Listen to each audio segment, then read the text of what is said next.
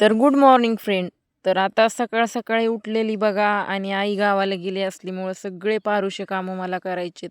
भांडे वगैरे बाहेर नेऊन ठेवलेत. भांड्याचा ढिगारा पडलाय. एवढंच नव्हतं अजून दुधाचे सध्या भांडे पडणार होते.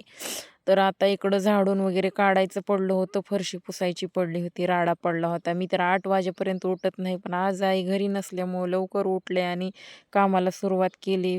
फळा घेतला आणि केलं झाडून काढायला सुरुवात. कारण रात्री लाईट नसल्यामुळं सगळं काम तसंच ठेवून मी पटकन झोपी गेले आणि पाणी सध्या भरायचं राहिलं होतं. मेहरबानी अगोदरचं पाणी लई मोठं होतं, तर मी घेतलं असं झाडून बघा चौकडून आणि फरशी घाण झाली होती. मग फरशी सध्या पुसायची राहिली होती. पर आधी सगळं झाडावं म्हणलं. आई नसलं की असं सगळं उठून मी काम करते आणि आई असलं की मला काही लोड पडत नाही. बघा माझे केस वगैरे कसे झाले, तोंड वगैरे झोपीमुळं. आणि गावाकडं मी एकदम साधं सिंपल गबळ्यावानी राहते बघा, काही चांगलं राहत नाही. मग नंतर बाहेर आले आणि बाहेरचं पटांगण झाडून घ्यायला लागले. बाहेर शेणाचा सडा वगैरे आई टाकते, मी काय नाही टाकला कारण एवढं काय उकरलेलं नव्हतं.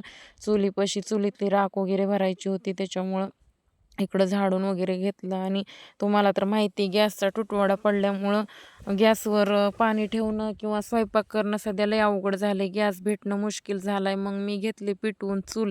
म्हणलं चुलीवर स्वयंपाक करावं, पण माझ्याच्यानं ते काही झालं नाही. मी पाणीच तापविलं तेवढं चुलीवर मस्त जाळ लावून अशी चूल पेटवली. होता स्वयंपाक, पण मलाच लय कंटाळा आला. मग मी घेतल्या चपात्या करून पटकरणे गॅसवर आणि म्हणजे अंड्याची बुर्जी वगैरे केली होती. भाजीला काही नसल्यामुळं तो व्हिडिओ नाही घेतला मी, कारण व्हिडिओ खूप मोठा होत होता त्याच्यामुळे घेतला नाही. पण सगळा घेतला असता तर मला वाटते चांगला झाला असतं, पण नाही घेऊ शकले. तर बघा मी पाणी ठेवलेलं आहे, किती मस्त अशी चूल चालायला लागली. तुम्ही असंच गावाकडे पाणी तापवता का? मला कमेंट करून नक्की सांगा. आणि मग आता पाणी तापवून झालं होतं माझं, झाडून लोटून सगळं झालं. पाणी सध्या इथून नाही, लांबून आणायला लागतं. तर मग लांबून म्हणजे घरापासून लांब आहे, तुम्हाला दाखवलेलं मी एकदा दोनदा. तर आता मला घासायचे होते भांडे. मग मी निघाले आता भांडी घासायला. बघा इकडं भांड्याचा ढीग किती पडलेला आहे. मगाशी भांडे किती कमी होते आणि आत्ताचे भांडे बघा किती जास्त दिसत आहेत. 2-4 पातेले वगैरे आगाऊच होते. मग मी आधी सगळे भांडे धुवून घेतले आणि पुन्हा मग घासायला चालू केले. कारण लई खराब झालते. रात्री तसंच ठेवलं होतं मी घरामध्ये, कुत्रे भांडे चाटीन म्हणून मी तसेच भांडे ठेवले आणि पाणी ओतलं भडभडा आधी भांडे धुवून घेतले सगळे आणि पुन्हा घासायला सुरुवात केली. तर बघू शकताय अशा प्रकारे मी सगळं पारुसं काम करून घेतलं. आणि राहिला विषय स्वयंपाकाचा, तर स्वयंपाक ते मी स्वतः बनवला. अंड्याची बुर्जी, भाजी, दही होतं खायला, ठेचा होता, दूध होतं, एवढ्या सगळ्या गोष्टी होत्या. त्याच्यामुळे तेवढंच केलं आणि मला खिचडी बनवायची होती, पण म्हणलं ते नंतर बनवू आता दुपारून. तर बघा अशा पद्धतीनं मी सकाळचं पारुसं काम केलं.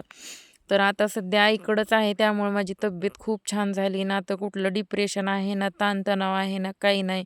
खरंच आपल्या आईवडिलाशिवाय काही खरं नसतंय. आईवडिलाच्या घरी राहिले तर मला ना कुणाचं टॉर्चर होते, ना कुणाचा त्रास होते. आई ती आई असते आणि बाप तो बाप असते. सगळं काही मिळेल जगामध्ये, पण आई-वडील मिळणार नाहीत, ही गोष्ट एक मला शिकायला भेटली. आता मी लवकरच आंबेजोगाईला राहायला जाणार आहे. पूर्ण बघा.